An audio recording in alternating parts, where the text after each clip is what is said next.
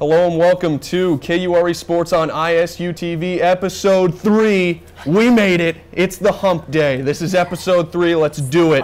Here, broadcasting live from Hamilton 171.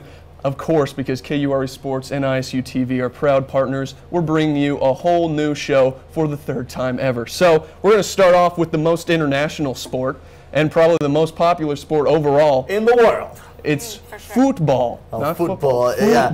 If you speak Spanish, it is football. It is football. All right. It is football everywhere else. But first, we're going to start on a somber note. Andreas, I know we lost one of the greatest to ever play the game. We did this morning. We lost legendary Dutch footballer Johan Cruyff. His very long battle with cancer, he lost. He's 68 years old. And for me, without a doubt, Cruyff was and is, one of the greatest, 5 greatest players in the entire world. Yeah. He was fantastic. Honestly, he's an innovator. He's a pioneer, especially when it came to like the total football, something that has resonated with Dutch football today. Without him, a lot of things would not have happened. It's sad. I mean, he led the Netherlands to a World Cup final, which the Netherlands eventually lost, and they still have not won. Mm-hmm. But he was the greatest, arguably the greatest Dutch player. He's FIFA Ballon d'Or 3 times in the 70s, defined the 70s. As a manager, he was just as fantastic. With Barcelona, he in the early 90s, 4 straight league titles. There's a lot there's not enough I could say about Johan Cruyff. It's a very sad loss. I mean, for the God's sakes, he has his own move named after him, the Cruyff turn, which is still fantastic. And I still, I've tried in my days. It's embarrassing that it doesn't go well. You try like the Maradonas, the Elasticos. I'm not very good at that, so I don't do it justice. And I know, but other people still emulate it professionally because he started. I don't know. As we've seen, as I've seen today in social media. Only just tributes and the entire footballing world have given their support to the Cruyff family and miss him. He's going to be missed. He will. He will. His contributions will last for a while, and it's sad. It is very sad. Yeah, I would say so. But yeah, that's life. It's life. It's life. And we got to move on because we got some more football to talk about. That's right. We've got Champions League and Europa League. Andreas, I know you've got a lot to say, so He's ready to go. Don't I have a lot to say? Take us away. All right, so we're getting to the quarterfinals, right? Mm-hmm. Those will start out on April 5th and 6th. Now, the match I find the most intriguing, believe it or not, Barcelona versus Atletico Madrid. Mm-hmm. Now, these guys have become, in recent times, Spanish rivals. And they've met again in another cup competition. This is a huge tie, no matter the competition, I should say. I think that Atletico Madrid, Bayern Munich, and Real Madrid can knock Barcelona out. They're the only viable teams. That being said, I don't think it's likely that they will knock them out. But I think they are. Atletico still have a chance. They're tough. They've played Barcelona enough to know what they're about. And Barcelona likewise know what Atletico's about. Sure. I mean, they have great players all around. We know, the Messi, the Suarez, the Neymar, you have Iniesta, you have the whole back line. But Atletico too, they have Koke, Griezmann, Gabi, Godin, they have Fernando Torres, who's, I don't know, he's seen a revelation all of a sudden, and he's back. He used to be great, and now he's just, he's kind of on the way back. So I think that's the match to watch for. Other match. The battle of the 2 biggest spenders in the entire world, for the most part, Man City and PSG. 2 of the richest clubs, like I said, in Europe's paramount. Who's going to win? Does money buy you, championships? Maybe. We're going to find out. Depending on, this might prove it if we watch it. Man City, of course, they made club history by making it this far. They've never made it this far, and they wouldn't without money. I'll say that. Yeah. And PSG, maybe the same story, but not to the same degree. But I think that's going to be a good one too. Not to the same as Barcelona, Atletico. That's I love top of the line. It is. Yeah, we're gonna go down the order. So who's your third tier then? Third tier, Bayern Munich, Benfica. We're gonna put it in third tier because they're all great matches. Bayern Munich, of course, Juventus and Bayern Munich. That was a great match, and Juventus essentially slipped up and gave it. But they were at the Allianz, and Bayern came back 90th minute and then finished it in overtime. I mean, that happens. But now, okay, Benfica, I should say this, are not pushovers. I've said this before on the Clone Zone. I don't know if you guys know about the Clone Zone. Clone Zone, 7 to 9 on Tuesdays. That's right. That's right. Good plug. I've said this, that the Portuguese teams aren't pushovers. They really aren't. And these guys have been at this stage in these competitions many times. It doesn't matter the league they're in. It might be a little top-heavy. But Benfica, I say, will give Bayern a run for their money. I think that will happen. Okay. So fourth tier, if you're going to say fourth tier, there's Wolfsburg versus Real Madrid. Still a good match. Another one that isn't clear-cut, especially given Madrid's latest form, their form as of late, I should say. It's sure to be entertaining, but I don't know, it could be a toss-up. Of course, Real Madrid are the favorites. They always are. They always have been. But I don't know. It's not. I'm not going to. I'll flip a coin and see what I say on that one. To Europa League, as you saw. Yep. I'll just go through some of these. Villarreal, they'll bring in play Sparta Prague. Braga will face Shakhtar Donetsk. Atletico Bilbao will take on reigning champ Sevilla. So we have, in both competitions, domestic rivalries, so to speak. So you have Spanish, Atletico Bilbao and Sevilla going at it, and then Atletico and Barcelona. And then the big one, Titanic, if you will. Liverpool, Borussia Dortmund. As a Liverpool fan, I am very excited to see this match. I think this is worthy of a Europa League final, if you ask me. And Jurgen Klopp, of course, as you see here, he is the former coach of Borussia Dortmund, led them to great success, and now he's going to go back and going to have to face them. I love lost. I don't know. That's a tough one to call, but I really, really want to see it. I'm scared for Liverpool as a Liverpool fan, but objectively, great entertainment on hold here. I'm looking for it. I'm looking for it. I'm looking forward to it and for it. All right, so now jumping over to yet another league. Oh, yes. The Barclays Premier League. Andreas, who do you see winning it? Okay. So, we have Leicester, we have Spurs. Sure. Okay, they are at top. They're the top two right now. Leicester first in, what do I have? 66 points. Spurs with 61. Now, Spurs have been winning easily, if you will, as of late. By easily, I mean with better goal margins. And here you see Riyad Mahrez, arguably Leicester's best player, and Harry Kane, arguably Spurs' best player. Both offensively, not so much defensively, but as a midfielder with Mahrez and Kane as a striker, they've done well. And they're going to win a plethora of awards later on. Now, with the reason I say what I'm going to say is Spurs could win it late, because I believe it's a two-horse race, essentially because the last few games for Leicester are very, very tough. They have Man United, Everton, and then Chelsea. Man United away, Everton at home, and then Chelsea away. Essentially, Chelsea could decide the title on the last day at Stamford Bridge. It doesn't matter the season. They've had a poor season relative to how they've done before. Sure. But what a storyline that would be to see Chelsea be like, okay, well, I'm going to stop you. Spurs still have to go to Anfield at Liverpool. Then they travel to United, and then their last three games are also Chelsea, a tough game, then Southampton, then away to Newcastle. I see if Spurs can get through this first tough spell, if you will, mini tough spell, and then see out the season, then that could be them. Leicester are going to be tested, run through the gauntlet for the final time. It's still so. It's the Barclays Premier League every single season. It's so exciting. It gives you goosebumps. Don't look. It does. It does. Gives you goosebumps. And I still think Spurs could do it. I really want to see Leicester do it, to defy all odds. Whoever bet on Leicester in England is going to be a millionaire. I don't know what fool would have done it at the beginning of the season, but now he doesn't look like a fool after all. So I don't know. I still think Spurs might do it, but hey, here's to Leicester, you know. There you go. Why there not? You go. Why not? Why not? Now, Laurel, I know you've got a lot to talk about as well here with some NWSL talk. Yes. A lot happened over the break. Tell us a little about it. So there were a plethora of NWSL games, preseason games over spring break. The season will get started on April 16th with the Spirit and the Breakers. But to round out a couple of preseason games, the Spirit had a shutout victory over Virginia, 3-0. Excuse me. Stefania Benini. Yeah. Had a brace, 3rd minute, 15th minute, and then Katie Stengel had a goal in the 38th minute. Moving on to FC Casey, they defeated University of Missouri Kansas City 7-0.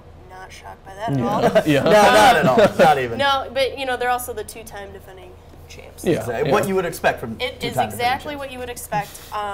They went on to go in their second preseason game to defeat Mizzou 3-1, and then we go over to Orlando Pride, the brand new team. Here we go. Everybody's excited. Hey, Orlando's just booming. They got Orlando at Orlando City. Yeah, that's it. You know, Yep, they got a lot. They defeated Florida 5-1 in Gainesville, but the game before that, where everybody's like, "Ooh, Alex Morgan." Tell us how you're feeling, please. Yeah. I'll tell you how I really feel about Alex Morgan. Orlando Pride defeated Eastern Florida 8-0. Okay. And Morgan had 4 goals and an assist in that one. You know, when the best player in the world is Best player. playing against, the best. Well, that's what the little 8-year-olds tell me. She's the best. She's the Those are best. credible sources. Yeah, you have to believe them. You know, but you would expect a player of Morgan's Sure, caliber sure. to be doing 4 goals. Yeah. And in a team, not to disrespect the opposition, but in a But team, you know, you'd but see these preseason maybe. games that the women's teams are playing, all colleges. Yeah. It's Yeah. fun to try and get the sport to grow. Sure. Get the college players more interested in American soccer playing in the States and Exactly. stuff like Right. that. But, Soccer. I hear that. yeah, soccer. Sorry, football. Football. All right, so that's a lot of news from the preseason. So, from what you've gathered, From the team. what are your teams to watch? Well, I will always have a soft spot for. Ooh, watch the mic. There it is. Watch the mic there. That's the soft spot. The soft spot. For the Chicago Red Stars, I think they made their first playoff run, and they were in the playoffs last year. Got knocked out, but I think this year they will make it to the final, possibly win. Portland Thorns finished 6th last year. They were the first team to win the NWSL in the first season, and then they've kind of just filtered off since then. They've hired a new coach. They lost Alex Morgan, but their midfield is insane. Really? They have Heath. They have Tobin Heath, Lindsay Horan, Allie Long. Just acquired a French player. I think they're gonna Stack it up. They're gonna start turning it around this season. Okay. I'm excited to see That's it a going. signal of intent to at least do that. They're trying. And then of course Orlando Pride. Once Alex Morgan is on the new team. Big name, big team. You gotta watch it. Yeah. Yeah. We'll see. I mean, they've played.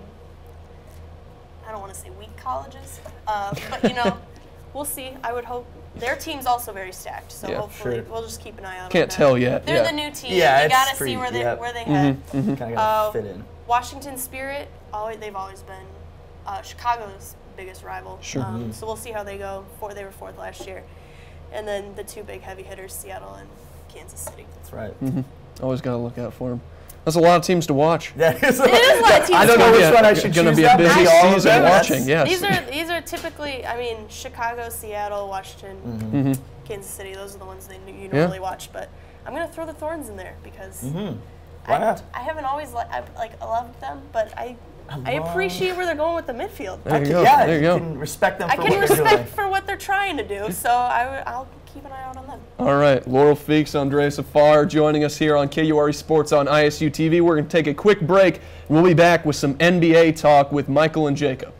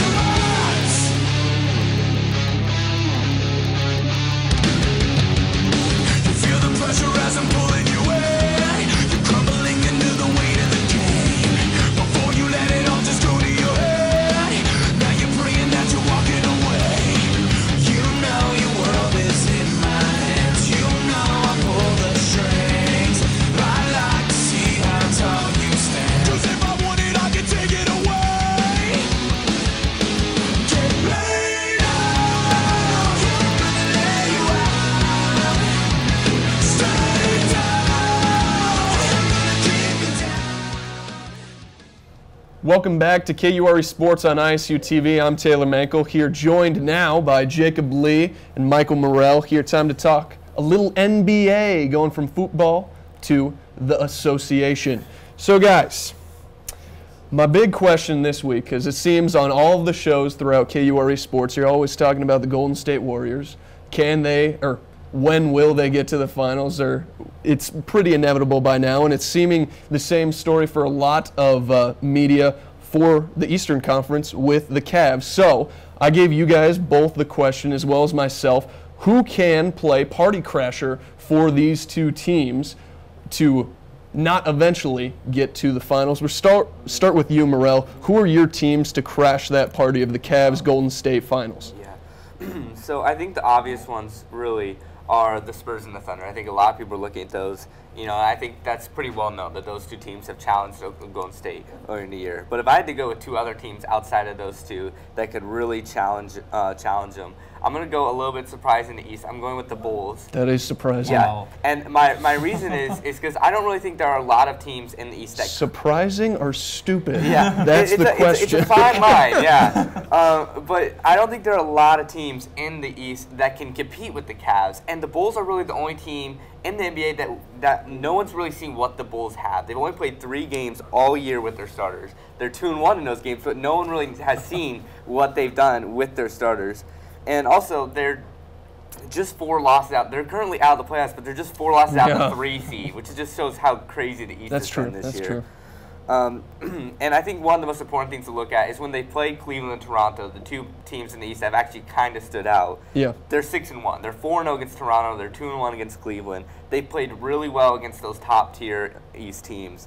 And, you know, people like to talk about the big 3 in Cleveland with Kyrie, Kevin Love, and obviously LeBron. Yeah. But, you know, Chicago has kind of a big 3 as well. They got Rose. They have Pau Gasol, who's just a double-double machine. And then they have Jimmy Butler, who you can make the argument's the best 2 guard in the East. You can definitely make the argument when he's at his best. And so that's why I think could be the biggest difference, and why you have to at least kind of look at the Bulls as they make this. Sure. And in the Western Conference, I've been watching it all year. I've been watching all the games, and I know Mankle think this is kind of a cop-out. It is a cop-out. But I think Golden State is their biggest threat. I don't think in a 7-game series there's a team that can beat the Golden State Warriors night in, night out. They haven't lost back-to-back games all year long. They're undefeated at home, which I know the Spurs are too, but they've been so tough to beat, and I don't think in a 7-game stretch that anyone can truly keep up with them, because the only way you can beat them is if they don't hit their shots, and that doesn't happen that often. Sure. All right, let's go over to Jacob. Who are your 2 party crashers? Well, for me personally, I'm looking at, in the Eastern Conference, they're sitting at roughly 6 in the East right now. They've kind of fallen off a little bit, but the Boston Celtics. That's your team, isn't it, Jacob? It is That's my your team. I'm not saying that as a biased fan either. They've played solid defense all year, and a lot of people can argue that Brad Stevens is a top 5 coach in the NBA. Absolutely. You know, he's done very well with the Celtics team. He's making a lot out of nothing, really. And Boston's played very good defense throughout the season. They've kind of swapped off a little bit here since the All-Star break. Yeah. And their offense has shown to do a lot of good things with All-Star Isaiah Thomas. And now he's starting this season. You know, he's coming off the bench last year, but this year he's starting. Boston, I think, has worked really well, or excuse me, really good. And they also just beat a good Toronto team last night for the first time this year. Without Kyle Lowry, or without DeMarre Carroll, or without Luis Scola. Come on. That's an asterisk game right there. Asterisk or no asterisk, they got the W, and that's what matters. Yes, they did. So, you know, I'm looking at Toronto or Boston, but I like Boston. Just their defense has been playing really well this year. Respectable. For the Western Conference, I like San Antonio. I think San Antonio can beat Golden State in a 7-game series. The reason I say that is because San Antonio is the best defense in the NBA when it comes to giving up opponents points per game. Big defense man over here. Yeah. Absolutely. Defense wins championships. Yeah. But San Antonio only gives up 92 points per game. Sure. They are 60-11 this year, and if it wasn't for Golden State, everyone would be freaking out how good San Antonio is. Absolutely. 36-0 at home. Granted, Golden State also has an undefeated record at home. So that 7-game series would be really interesting to see. It would. Who could get that elusive road victory. And the 92 points per game just absolutely sticks out to me. That's huge. And I'll go last here. My 2 party crashers. I've got, I'll start off in the West. I'm glad we all got different teams here. We've got Golden State, which is a cop-out, and then we've got San Antonio, which is probably the safe pick. I went with Oklahoma City here. I think it's just the potential that they hold with that offense. I think they're the only team in the NBA that can potentially keep up offensively with the Golden State Warriors. I think that really, because defense really hasn't seemed to mean much against the Warriors this year. Doesn't matter who's playing them, they're still putting up big points. Granted, Spurs recently, they put a good performance, especially on Curry, kind of shut them down. Points. Exactly. That was good to see, but I don't think they can do that consistently through a 7-game series. I think the only way is to keep up with them offensively, and with two of the best players in the game, that being Russell Westbrook and Kevin Durant, that might be the only way to do it over in the West. In the East, I went with my home team as well, so you're not alone. You're not alone there. I went with the Toronto Raptors. The Raptors, the 2 seed over in the East, really separating themselves from the pack, right behind Cleveland. Obviously, they did drop that game against the Celtics last night, but fun fact about that game, that is the first win in 33 wins where when they held their opponent under 100 points, they did not win. They had won 33 up until this game. Obviously, you see how much Kyle Lowry means to that team after last night. A great defensive team, as that last stat backs up. They've got the two power players in Kyle Lowry and DeMar DeRozan absolutely having a fantastic year. I think they're the only team that can really contest the Cavaliers for that top spot. All right, let's jump over to the next big topic that I had us all look into, the hot seat. We've all got hot seats here. Let's name off one by one. We'll start with Jacob this time. Who is in your hot seat? For me personally, I think the clear hot seat is Byron Scott for the Lakers. And I know that's your Western Conference team. It is. It hurts, but it's very true. I totally support this. Byron Scott has struggled in his 2 seasons in Los Angeles. He went 21-61 last season, and right now the Lakers are sitting at 15-56 this year, and that's just absolutely awful. Only 5 road wins. You can't expect to keep your job if you're not winning ball games on the road. No. And they also give up 107 points per game, which bad. Yeah, it's about 3rd lowest in the West.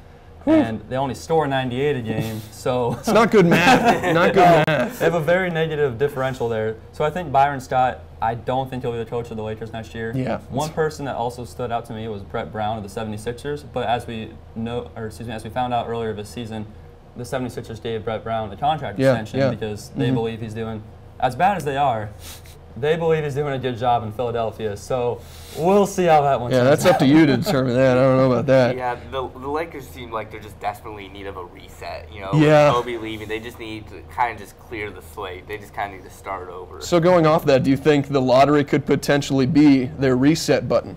Man, wouldn't it be infuriating for all these Western Conference teams? The Lakers are finally bad, then they get the #1 pick and get Ben Simmons, like a team changing. But yeah, that's something that could definitely happen. And you know, it's just crazy to think that Kobe leaves and then they could get the #1 pick and get a potentially player. Potentially. So Michael, keep going. Who's in your hot seat? So I didn't go with the head coach on this one. I went with the Chicago Bulls front office. It was my team to challenge the Cavs. But the thing is, like I said, the Bulls are currently out of the playoffs, and unless they make a run, you have to think that the Bulls front office has to be on the hook for this a little bit. They fired Tom Thibodeau, who had consistently kept the Bulls throughout, whether it was injury or anything, kept them at the top 4 teams in the East consistently. They had the best defense in the East, consistently. So that's just something you have to look at. And if you look at just the past 4 or 5 years, the Bulls have had a great core. You know, their core has just been really solid, and they've just really been in need of just that one free agent acquisition that could just really change the franchise and just get them a score. And they just have failed, whether it was Carmelo or Dwayne Wade, even back, way back 5 years ago. They had their chances to really just put them from a top team to a championship team, and they just failed to do it. And they also, with their relationship, it was well known that coaches didn't get along with Gar Forman or Paxson. They just didn't like those guys. And, that's not an appealing environment for free agents. In a free agent-driven league, you have to have somewhat of an appeal. And the fact that a big city like Chicago was unappealing to players, that just shows you what they were doing wrong. Sure. Yeah, I like that one. That one's thinking out of the box. Good job there. I had Byron Scott, as one of mine. I also have George Karl over in Sacramento. they are very high on DeMarcus Cousins, very high, and DeMarcus Cousins is very high on saying he hates George Karl. So something's going to clash there, and I think the ownership, and especially in the GM's office, they're way more putting their chips on DeMarcus Cousins' stack than in the George Karl stack. Yeah, it's hard not to. He's a great player, but he's a head case. He's a head case. So we're going to go through some quick hits here, just some quick topics to round out the NBA section. First, you guys heard about it, the Dwight Stickum gate, if you will. Yes or no question, is he a cheater? No. I mean, that's one-time thing, I guess. Yeah, I mean, he said he does it every game, but I feel like, I like what, I forget who it was the Oklahoma City center, but he mentioned that he doesn't even understand how Dwight Howard could shoot with, stick him on his hands. And he made a joke about maybe that's why he sucks at free throws and stuff. So you have to think that there are negatives to putting stick him on your hands too. Yeah. So I don't know if it's really cheating. It's like one of those things you see in baseball all the time with the pine tar. Sure. He's a cheater. All right, next quick hit. Kobe and the farewell tour. I want your guys' quick thoughts on what do you think about players taking a farewell tour, knowing that their team's not going to be great, and then just going out there and bringing in. It really hasn't happened too many times before. Just knowing that this is the last season, kind of Michael with his last season as the Wizards, but you can never really tell with Michael. But what do you guys think about farewell seasons in general? I personally love it. I mean, Kobe's just been such a fixture of the league for so long. I mean, for me, it's crazy to think that next year we're going to have an NBA without Kobe Bryant. That'll be a wild to imagine. That's just crazy to think about. But at the same time, I love the fact that, fans have been able to go out of their way to go to an NBA game and know that, if they don't go now, they're never going to see him play. True. So I think that's just a really nice thing. And, if there's a player in the NBA that deserved this kind of farewell, it was Kobe Bryant. So what do you think, Jacob? I like him a lot, too, as well, like Michael said. I think it's a great thing to really show the respect that those players deserve. Yeah. I agree. I like it as well. I think the farewell tour for players that deserve it, like Kobe Bryant, is by all means okay. Team in Seattle, you guys pro or against bringing a team back to Seattle? Bring it back. Seattle loves their basketball teams, and they were very sad to see the Sonics go, so why not bring another team back? It's a great place. I'm a really big pro as well. I actually have a team that should move. It's the Kings, because Sacramento doesn't want them. Seattle does. It's just the owner in Sacramento that is single-handedly keeping the Kings there. It was so close last offseason to moving out over to Seattle. I'm all for that. I think the Kings should go north up to Seattle as well. All right, there have been a lot of rumors surrounding LeBron James and potentially entering the free agent market again and leaving Cleveland. Do you think he will, or do you think he won't? No, he's not going anywhere. He does this every year. He signs out, and LeBron made the mistake of not talking about it, but it's ridiculous. He does this. He unfollowed several accounts. I think people are just blowing this way out of proportion. I agree. I think it's pretty ridiculous. I'll ask you the last question, Jacob. Speaking of free agency, Kevin Durant, long-awaited free agency coming up this summer. Where do you think he goes? He's the next great Boston Celtic. Oh, get out of here. Get out of here. The Celtics have the money, and they have the tools to attract him to Boston. They got the banners hanging in the ceiling. Oh, man. He can win in Boston, especially with a coach like Brad Stevens. Why not? We'll see. All right. We'll be right back. These guys are staying. We're going to talk some Iowa State men's basketball right after this.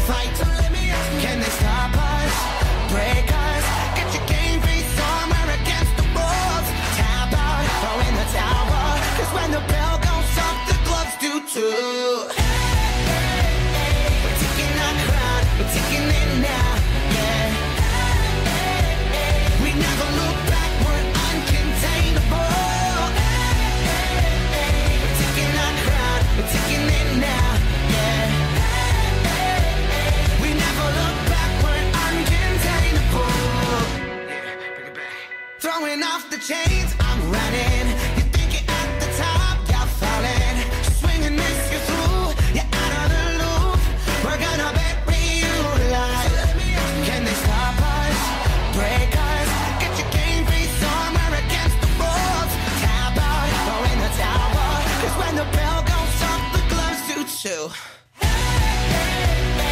taking our crown, we're taking it now, yeah. We never look back, we're uncontainable. We're taking our crown, we're taking it now, yeah. We never look back, we're uncontainable. Keep spinning, keep dreaming, but you'll never knock me out. I'm falling. Welcome back to KURE Sports on ISUtv. I'm Taylor Mankle. Once again, Michael Murrell and Jacob Lee join me. Now time to talk a little Iowa State men's basketball. It is March. I don't know if you guys are aware, but it is March, and there are things happening that include the Iowa State Cyclones basketball team at this point in March, which is pretty exciting versus last year. So let's look at the first two rounds that Iowa State did not get beat by UAB. So first round, Iowa State, they played Iona. What's just one takeaway real quick from that game from both of you? I think Monte Morris, he was the biggest takeaway. You know, we've been seeing him a lot the last 3 or 4 weeks. He's just been struggling to turn over. He's been turning the ball over 3 or 4 times a game. It seems like a lot of those Big 12 games. He just wasn't. He didn't look like Monte Morris, and he got that basically a 7-day rest after the Oklahoma game, and he took full advantage of it. It was like watching vintage Monte. In that first game, put up 20 points, 8 assists, and you know he was shooting. That's something we haven't really seen. You know, especially with that shoulder, with that shoulder injury, especially.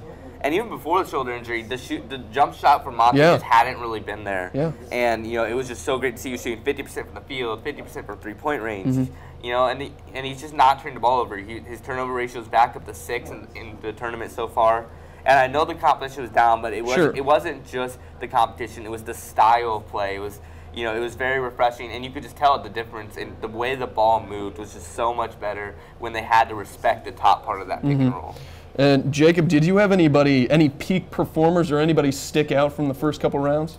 I think for me is absolutely George Niang. I mean, 56 points in 2 games. That says a lot. I think that's all you really need to know right there. He's just absolutely taken over this NCAA tournament. I think, you know, a lot of other analysts would say, well, so far he'd be the MVP of a tournament. Just the way he's putting this team on his back. You know, he doesn't want to. I saw a video today where it said George Niang, his background on his phone is a picture of him after the UAB loss. So he gets up every morning, looks at his phone, and sees that as motivation. And just right there, you can tell he doesn't want to have an early exit this year. No, not at all. I think with this team, I think they would consider the Sweet 16 maybe as an early exit. So George Niang's putting this team on his back, and they're doing great. There's not much we can say otherwise. People might say their defense wasn't there against Iona. Well, I mean, 81 points. Usually you would say, no, that's not great defense. But for how good an offensive against team Iona is, that's absolutely a great game, especially when Iowa State put up 94. So I think the X factor for Iowa State so far in the first 2 rounds is absolutely George Niang.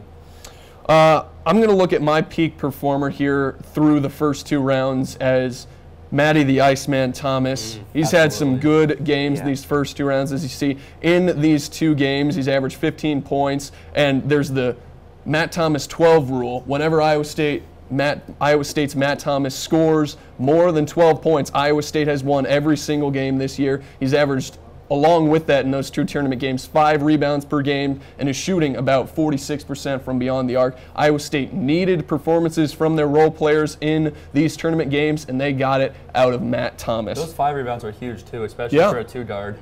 Absolutely. And also, what I really liked how he's not forcing the issue. He's taking what the defense is giving him. You know, sometimes he's passing him jump shots to drive, and even if he doesn't get a shot to drive, he's kicking it out. He's making smart basketball plays, and he just always seems like a guy that makes the right decision. Sure. Now, Jacob, you kind of mentioned your X factor in George Niang. Let's go to our X factors here.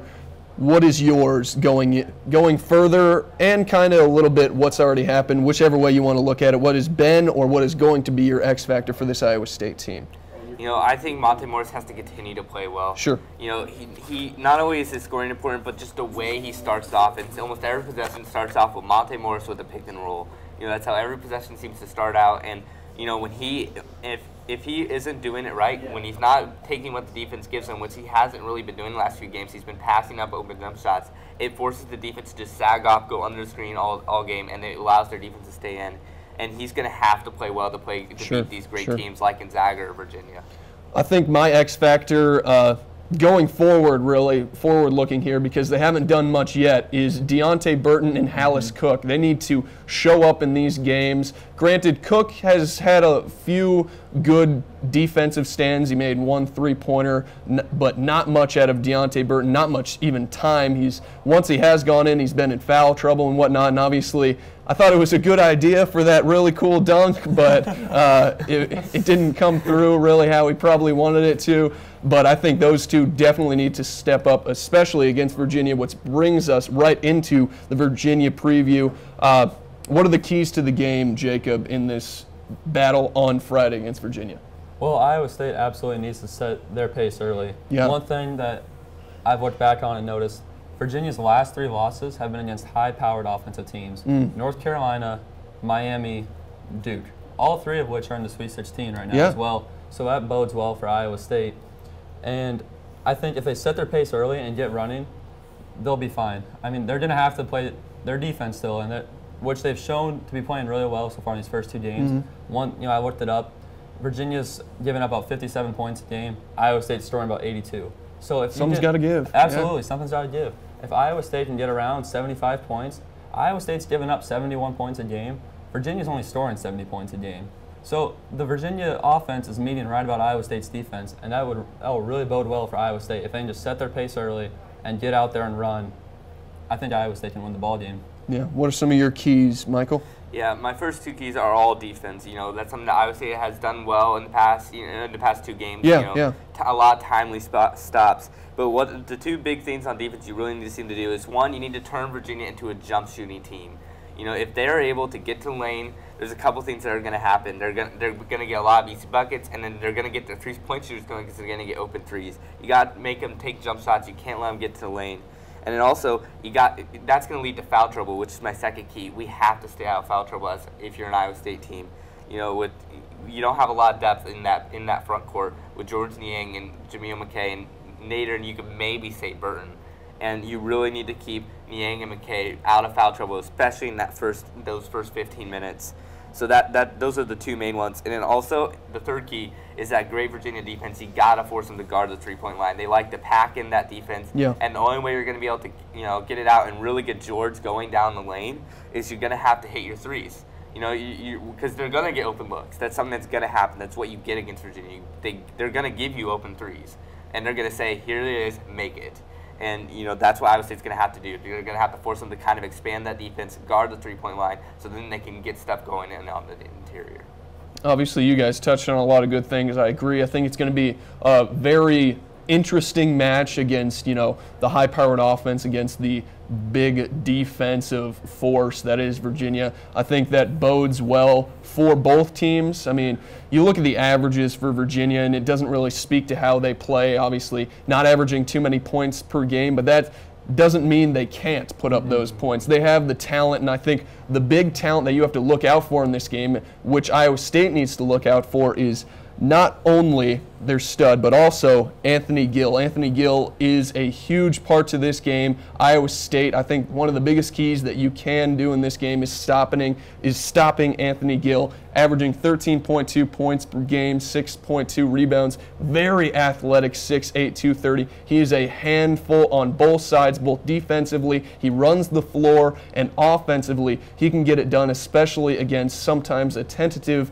defense down low for Iowa State, that being George Niang, Jameel McKay. He may draw a lot of fouls in Iowa State. In a game like this against a defensive powerhouse, they cannot afford being the fouled team.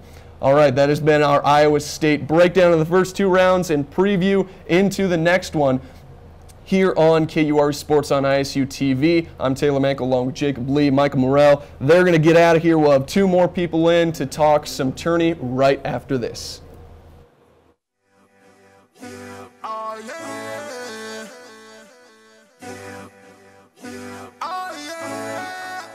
That's right, we back and forth all night. You know we back and forth all night. That's right, we back and forth all night. You know we back and forth all night. That's right, we back and forth all night. You know we back and forth all night. That's right, we back and forth all night. You know we back and forth all night. Ooh, what you doing there? I love how you move it there. Nothing to it but to do it, yeah. Looking just right, keep doing all the things I like. So girl, let your head down, on the floor with your hands in the air now. And we don't care at all. No, we don't care at all. We do this for something all along. We don't care at all. That's right, we back and forth all night. You know we back and forth all night. That's right, we back and forth all night. You know we back and forth all night. That's right, we back and forth all night. You know we back and forth all night. That's right, we back and forth all night. You know we back and forth all night. Yeah, promise you'll never leave. A better man you'll never see. I love what you're telling me. In the morning, right here's where you better be. Don't let go. Buckle up, green light, let's go. So girl, let your head down, on the floor with your hands in the air now. And we don't care at all. No, we don't care at all. We do this for something. Welcome back to KURE Sports on ISUtv. I'm Taylor Mankle here, welcoming Alex Crowl and Rachel Given now to talk a little tourney. It's March. It is March. There's a lot going on. Absolutely. And we're going to touch on some of it. We can't get all of it. It's only a 15-minute segment. So let's start off with, we're in the Sweet 16, so might as well discuss what game you're looking forward to most in this Sweet 16. We'll start with you, Crowl. Who is your favorite matchup, if you will?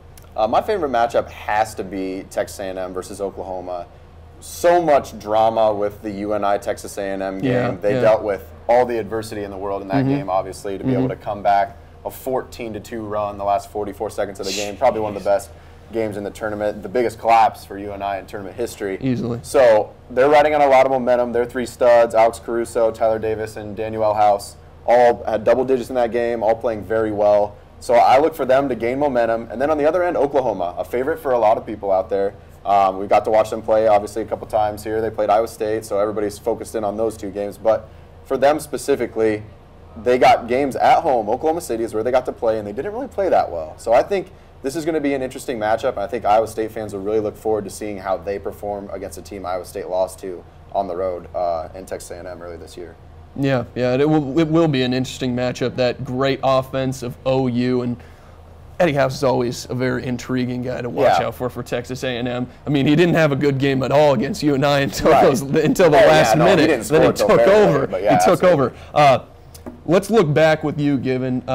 Tell me your favorite matchup of the tournament as a whole. What do you have? I'm going to have to say UNI versus Texas. That's a good one. I actually have never really heard of UNI until I came to Iowa State.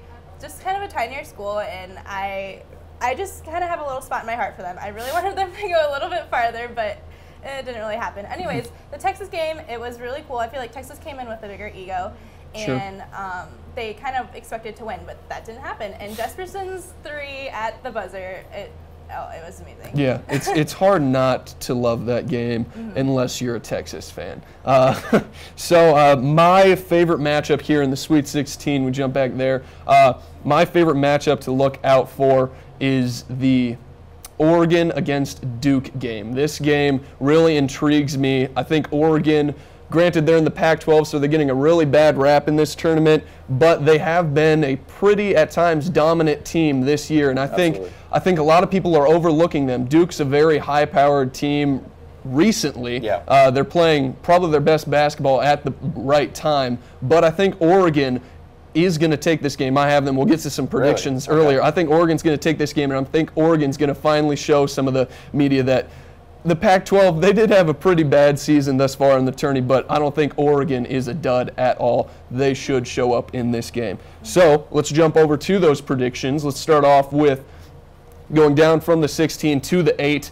We'll start off with you, Rachel. Who are your Elite 8 picks? All right, my Elite picks are KU, Oklahoma, Villanova, Duke, UNC, Notre Dame, and Syracuse. Okay. And Iowa State. Can't forget about that. Can't forget about that. So tell us about who do you think is most likely? I mean, none of these are given because the games haven't been played yet, but who do you think is the most likely to get into the 8 out of your 8? Oklahoma. Okay, so you like Oklahoma a lot over Yeah. A&M. Okay. I have Oklahoma winning the whole thing. Okay. Oh, really? Okay. Yes, Okay. yeah. Okay. I really feel like Buddy Hield has had an awesome year this entire year. There's Absolutely. just no explanation about it. I Yeah. agree. He really makes the team shine. He really plays as a team player, and he also gets, like, he's really good on offense. I mean, there's nothing terrible about them. Yeah. And out of your 8, who would you consider the least? Which are you least prepared to say this is for sure going to happen? Syracuse. Syracuse. Okay. I'm gonna have to say Swaggy. I follow him on Twitter. He sometimes is on the show. He talks about Syracuse all the time. And, I've never really paid attention to them until he started talking about them. And I watched their last game, and they really have something going for the team. And I'm excited. I mean, I'm excited to watch them, but I'm not really hoping they'll win. I don't know. Yeah. I'm unsure. Swaggy's he's an odd person. He's one of the reasons why I want Syracuse to lose very, very bad. I can't take the tweets, man. Lay off. So, Alex, let's go to you. Give me your Elite 8 teams. Okay, I have Kansas, Villanova, Duke, Texas A&M, and then over the other side I have North Carolina, Notre Dame, Virginia, and Gonzaga. To go off the questions that Rachel answered, my least favorite would have to be the A&M, just because I think that's the best matchup. I think it could go either way. It could be Buddy Hield takes over and Oklahoma gets their chemistry back after kind of struggling in Oklahoma City. Sure. Or A&M could just ride the momentum of what they had to deal with against UNI. And my most confident has to be Kansas. As we all know, and we've talked about plenty of times, we thought the Big Ten was down this year. You thought the Big Ten was down more than most have. They still are. So I think Maryland's a pretty easy matchup for Kansas. I actually think Gonzaga will be pretty strong against Syracuse. I think their bigs are good, but that would be another game where people are maybe not sure who's going to advance out of those two. Okay. But other than that, that's what I got for my Elite 8. Okay. That's not a bad Elite 8. I had quite a few differences, though. I did. I did notice that. Yeah.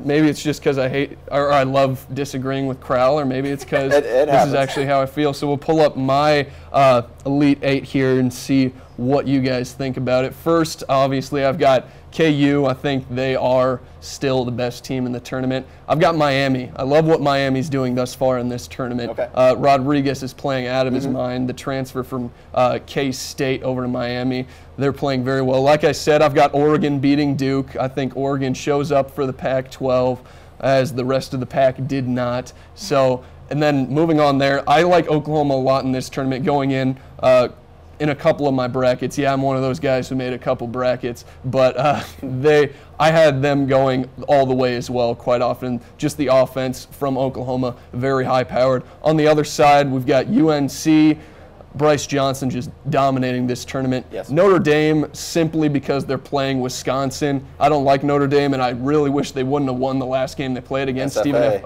Austin. Man, walk-up should have been there. Then I've got Gonzaga over Syracuse because, one, hate Syracuse. 2, Gonzaga's playing really good in this tournament, and they've got the pieces that can beat a team, not a very great team, but they can beat a Syracuse team. And then I actually have Iowa State beating Virginia. It's going to be a really interesting matchup there, as we talked just last segment. That's probably the one that I'm least secured on, the Iowa State over Virginia. The way it should be. That is my least secured pick, as you guys said.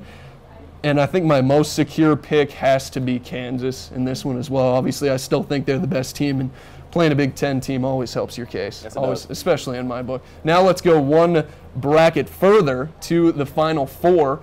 We'll start off with Crowl this time. Give us your Final Four. Yeah, as I talked about earlier, my most secure pick is Kansas. Just been dominant so far in this tournament. You know what team has been good in the NCAA tournament when, for one, you're not even sure who they've played so far, and I can't even remember them playing Austin Peay to open up the tournament. So that's how you know how dominant, your 1 seed was in Kansas and the number 1 overall seed in the tournament. So I have Kansas there at the top. Moving on down, I have Duke moving on. I have Duke beating, whether it be Texas A&M or Oklahoma. I have Texas A&M. I just feel like that team has found something in this tournament. They have experience. Grayson Allen played unbelievable against Yale, and then they have the 2nd overall pick, who will be in the NBA draft, Brandon Ingram, come on so strong. I just think at this point in the tournament, you go coaches, and I think Duke's got one of the best that there's been added, obviously, in Coach K. I'll go up to the top right. North Carolina, as Taylor talked about, just dominated the tournament so far. 20-point wins in both their games. Bryce Johnson playing unbelievable. Marcus Page, the Iowan, is going to pass Michael Jordan in this next game as long as he has 12 points. I assume he'll be able to do that more than likely. So good for him. And then on down to my final pick. My heart says Iowa State, and I really do think they have a good chance, but I just can't get there. We didn't even have them in the Elite Eight. No, I don't want to jinx them. I don't want to jinx them. Yeah, that's a good point. That's a good point. I have Virginia there, best defense in the country, and I think that translates come tournament time. So I like them a lot. Yeah, that's not a bad four. Not a bad four. Let's go over to ACC. Yeah. I'll go next because you had 3 ACC. I have 3 Big 12 teams. Okay. So there you go. I've got that. Kind of gives away the majority. I got KU. I think they're my lock in the 4. I've got Oklahoma. I've had them very high on my radar going into this NCAA tournament. Granted, they haven't played up to what I would like them to thus far, but I think that they still have the talent and the offensive ability to get to that Final Four. When they're at their best, they're one of the best teams in the nation. Probably one of the 2 best teams in the nation, let alone 4 best teams in the nation. Then I've got UNC as well. I think their tournament performance has been at the top of their game. Every game they've played thus far in the tournament, they've been tops. Very good, and I think they will continue that into the Final Four. And then I've got Iowa State because if Iowa State can get past Virginia, then it does get a little easier after that. Yeah. Matchup-wise and teams as a whole wise, they're either playing Gonzaga or Syracuse. So if I'm going to have them win in the Elite Eight, you got to have them beating Syracuse or Gonzaga at the level they would have. If they play the level they would have to play to beat Virginia, I agree with that. They're by far beating Syracuse or Gonzaga. Let's go over to you, Rachel. Give us your 4. I have the same exact 4 as you, Mankle. There it is. We'll see who's right. Yeah. I have Kansas just because I've seen them play. Perry Ellis is amazing. He's a rock star. And Big 12, like I said, well, I didn't say it at the beginning of the year. No, you didn't. I thought Big 10 was the best, but I've been proven wrong. Oklahoma next, like I said, I have them winning the whole thing. I just think Buddy Hield and the whole team will just bring it.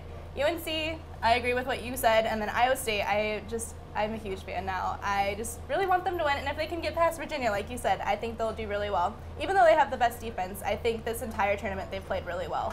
I think they can beat it at least. They have. They play up to that level. I think they're definitely a potential Final Four team. I think that is what makes the point, because if they're not playing that level and they maybe sneak by Virginia, I think the bigs and Gonzaga, if they end up winning and Richard and Sabonis, they could be a handle. Definitely a load to handle for Iowa State. For George Niang and Jameel McKay, that'd be something else. But if the offense can outplay that, that's the real question. I mean, you look at on the defensive side, it would be a big deal, but you see George Niang going against those big guys, not very fast. That could fade well for the Iowa State Cyclones. So, some more tourney things as a whole. Who are your favorite players or player of the tournament thus far? Let's start off with you, Rachel. Who is your favorite players or player or players of the tournament thus far? I have 2. Sophomore Grayson Allen from Duke. Ooh, Grayson Allen fan. Okay. He's pretty great. He got 29 points against Yale, and he's fun to watch, even though he's kind of a crybaby. Yeah. Kind of dramatic. He's a little dramatic. A lot dramatic. I really enjoy watching tripper him too. on the court. He likes to trip people. What is up with that? I don't know. Hey, you ain't cheating, you ain't trying sometimes. You know? But yeah, I definitely would like to watch him some more. And then Monte Morris from Iowa State. I just when I watch him, I feel like he doesn't sweat, and I don't know. I just never see it. It's an observation I haven't heard before. I haven't been looking out for that. But anyways, I just really like watching him, and when he works with Niang, the Niang-Morris duo is just amazing. It's unstoppable, and Morris just keeps getting better. And I know there's rumors about him going to the NBA next year, and I really hope that doesn't happen. I really hope he stays with us, and I think the team really could use him next year. Yeah, it'd be huge if Iowa State got him back next year. That'd be absolutely a big get for this program. My favorite players thus far in this tournament, like I mentioned earlier, Angel Rodriguez of Miami. He's been fantastic, especially last game.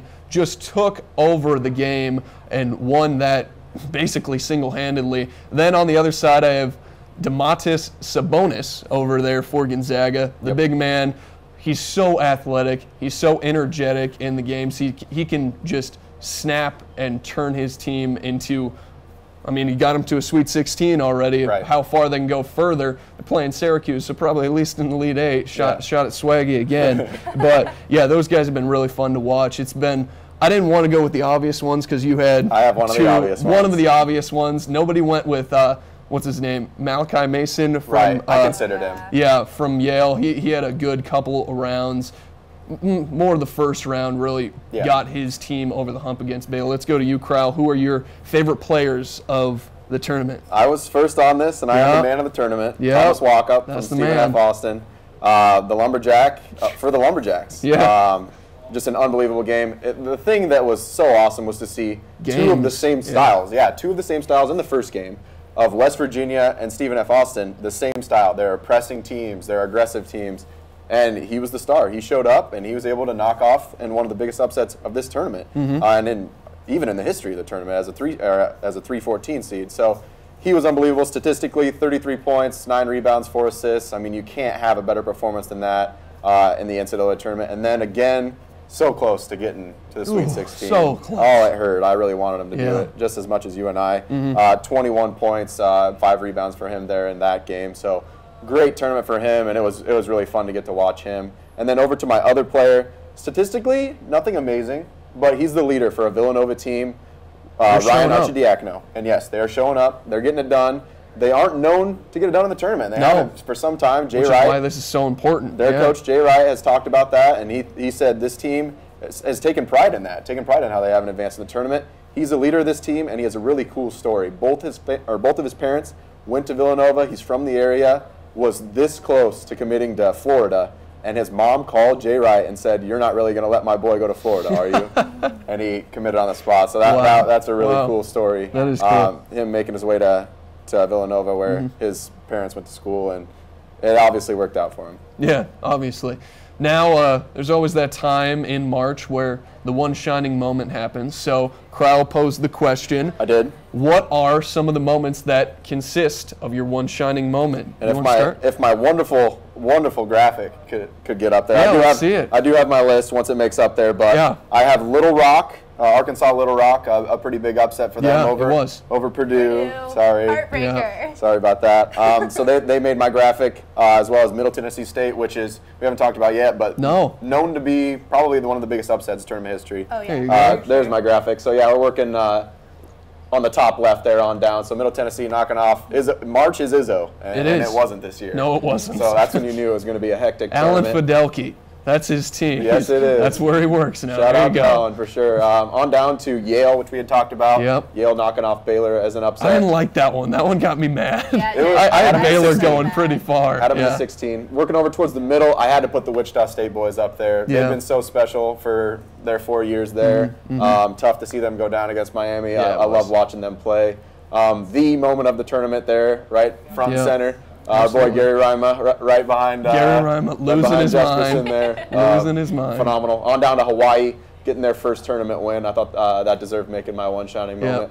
Up over to the right, Wisconsin's buzzer beater, very cool. Tough to have watched that game and the UNI game at the same time. Yeah. I mean, I don't know that I remember a tournament like that. No. And then a couple other buzzer beaters. You have the USC Providence game. Providence with a weird inbound that just got it done for them. Poor defense for USC. And then not to top it off with this, but the Woodbury tip-in getting Iowa a win in the NCAA tournament. That'll make one shining moment. One that I think is kind of lost in the shuffle because this tournament is so good. This is potential. I think, in my mind, this is the best tournament that there's ever been. Right. But the Cincinnati game, where he did not let go of the ball, it was about a 0.01 of a second too short. Just letting the ball go would have sent it into overtime. Who's that against? St. Joe. St. Joe. That was a crushing blow. I think that'll probably be in there as well. Anything you'd like to add here as we're wrapping up our tourney talk, Rachel? The MSU Middle Tennessee one was nice. Yeah, that's huge. I really did like that one. And Jesperson, of course. So much fun to watch that. Yeah. So much fun. All right, so for Alex Crowl, Rachel Given, Jacob Lee, Michael Murrell, Andreas Haffar, Laurel Feakes, and all of our fantastic crew here at ISUtv, signing off for KURE Sports. We'll be back next week. Thanks for tuning in.